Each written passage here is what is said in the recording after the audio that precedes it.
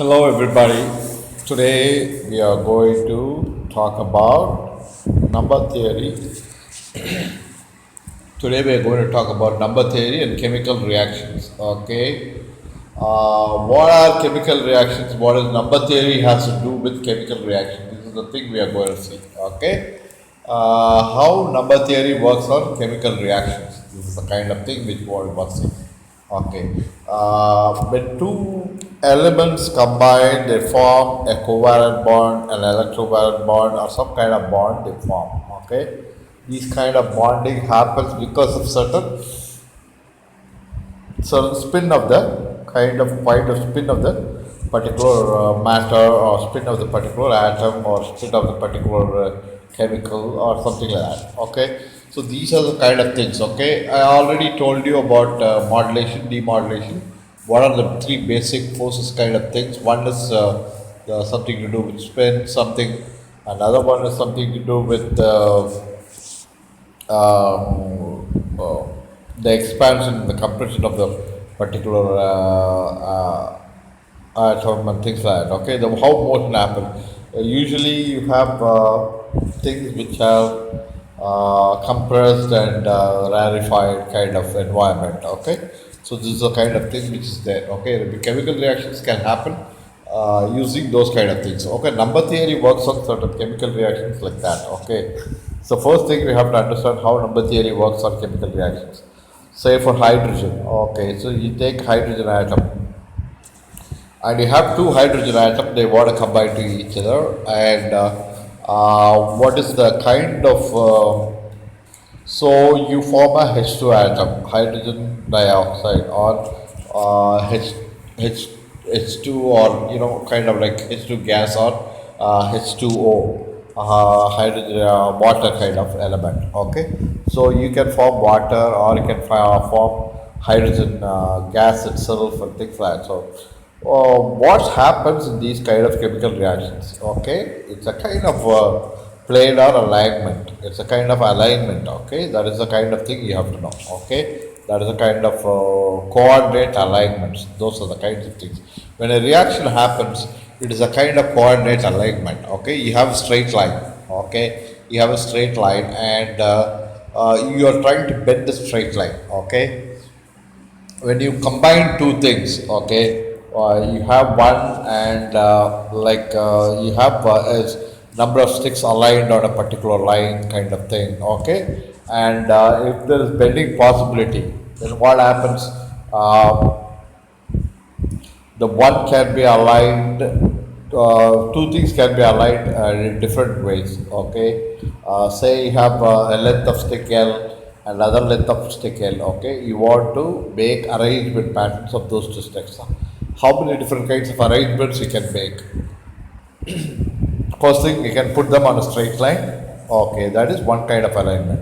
Then you can put one of them on one of the side, and another one is on perpendicular. Okay, perpendicular to the other thing on a plane. Okay, so you have one on one side, another one on another side, and you have a perpendicular thing, and that is the kind of alignment you can do. Okay, that is one. The probability is, say for two things, what are the probability chances?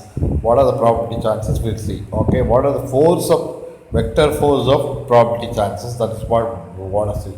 Okay, so on a plane, on a particular plane, the probability chances are like that. Okay, if it is not a plane, it might be a three-dimensional thing, or four-dimensional, five-dimensional. We are not going into those things right now.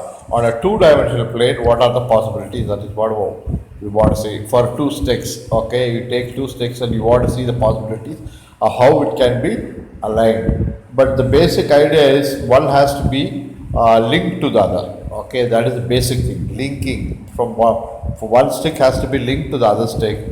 But how many different patterns can be made? Okay, so first thing is straight line. So it will be a just straight thing. Okay, the second one is L shaped. Okay, L shaped is like two things are vertical to one another, and the other one is if you go still further down, then you can have L shape and the reverse L shape.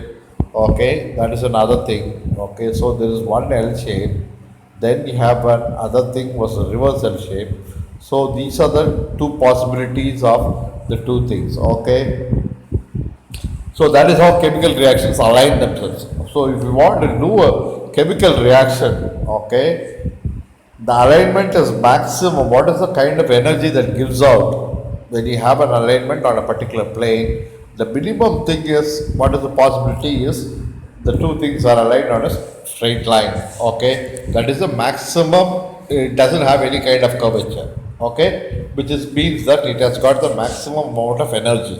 Okay, which is stored within the element. Okay, when it has one is completely totally aligned with the other one, then one is parallel to the other one, then it has got what is called a, so say you put one stick over the other stick, okay, both the nodes are already linked, one side of the node is linked to the other thing, the other side of the node is also linked to the other one, so you have a strong bond. Okay, that is a planar bond. So those are the planar things. So double bond is a kind of extremely strong bonds that happen. Okay, so double bond is like double bond like carbon and other things. These kind of things are forming double bonds. Okay, hydrogen doesn't form kind of double bond, but it's a kind of link on a straight line link. Okay, the amount of hydrogen and H2O. Okay, those are kind of different kinds of forces that are acting on them. Okay, what are the different forces? When two sticks are perpendicular, the forces are almost like zero.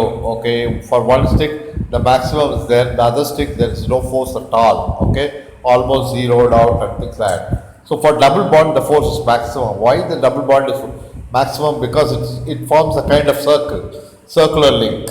Okay, circular link usually have the maximum curvature of space. Okay, that is why they have maximum bandwidth. They form very strong bonds. So double bonds are usually very strong. Okay, similarly triple bonds are very strong. Okay, chemical reactions happen because of that. Chemical reaction, triple bonds, double bonds are all very strong because they have that curvature. That curvature is there. That circular kind of links kind of curvature is there. That is why they form very strong bonds.